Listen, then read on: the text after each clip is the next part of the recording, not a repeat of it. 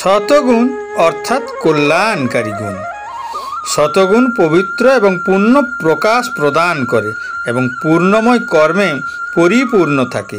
হে পাপহীন অর্জুন, এটি আত্মার মধ্যে সুখ ও জ্ঞানের অনুভূতির প্রতি আসক্তির সৃষ্টি করে এবং সমাজের হিতকর্মের বন্ধনে বেঁধে রাখে।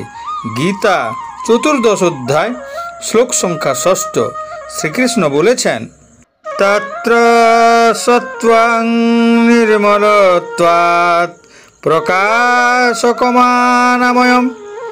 সুখে সঙ্গেন বধ্নাতি জ্ঞান সঙ্গেন চানঘ।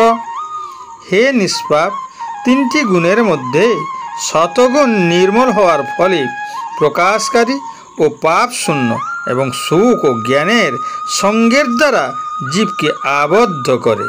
প্রকাশকম শব্দের অর্থ আলোকিত করা। অনাময়ম শব্দের অর্থ হল সুস্বাস্থ্য ও কল্যাণ কর্মে যুক্ত হওয়া। ব্যাপক অর্থে এর অর্থ হল শান্তিপূর্ণ প্রকৃতি, অর্থাৎ বেদনা, অস্বস্তি বা দুঃখের অভ্যন্তরীণ কারণ থেকে মুক্ত হওয়া। শতগুণ শান্ত ও দীপ্তময়। শতগুণ ব্যক্তিত্বের গুণের জন্ম দেয় এবং জ্ঞান দ্বারা বুদ্ধিকে আলোকিত করে। শতগুণ একজন ব্যক্তিকে সহনশীল, সন্তুষ্ট, দাতব্য, দয়াবান, সহায়ক এবং শান্তির প্রতীক করে তোলে। শতগুণ সুস্বাস্থ্য বজায় রাখে এবং রোগ মুক্ত করে। শান্তি ও সুখের কারণে শতগুণের উদ্ভব হয় এবং এগুলির আসক্তির কারণে ব্যক্তি তার আত্মাকে প্রাকৃতিক শক্তির বন্ধনে বেঁধে রাখে। একটি উদাহরণের মাধ্যমে এই বিষয়টি বুঝে নেওয়া যাক। একজন পথিক বনের মধ্য দিয়ে যাওয়ার সময় 3 দস্যু দ্বারা আক্রান্ত হন। প্রথম ডাকাত বলল, একে হত্যা করে এর সমস্ত টাকা লুট করে নাও।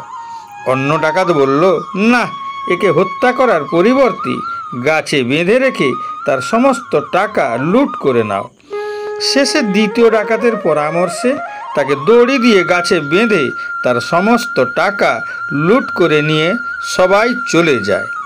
সব ডাকাত কিছু দূর এগিয়ে গেলে তৃতীয় ডাকাতটি সেই পথিককে যেখানে বেঁধে রেখেছিল সেখানেই ফিরে আসে। সে পথিকের দড়ি খুলে জঙ্গলের একটু দূরে নিয়ে গিয়ে বলল, আমি এখান থেকে আর লোকালয়ে যেতে পারছি না, তুমি এই পথ ধরে চলতে থাকো, তাহলে তুমি এই বন থেকে বের হয়ে যেতে পারবে। প্রথম ডাকাত তমগুণী ছিল, যে অজ্ঞতার মূর্ত প্রতীক, যে আসলে আত্মাকে হত্যা করতে চেয়েছিল।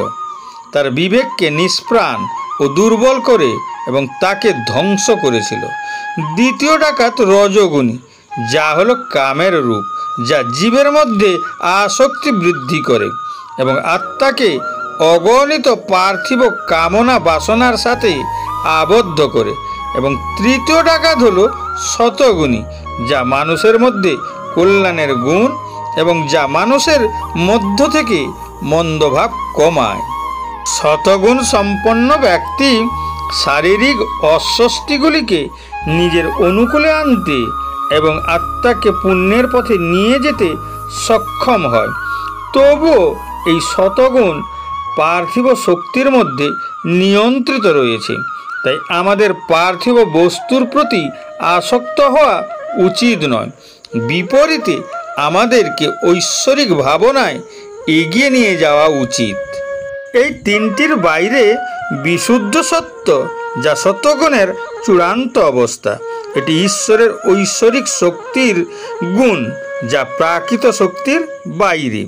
আত্মা যখন ভগবানকে লাভ করে তখন ভগবান তাঁর কৃপায় আত্মাকে বিশুদ্ধ সার প্রদান করেন এবং ইন্দ্রিয়, মন ও বুদ্ধিকে ঐশ্বরিক করে তোলেন।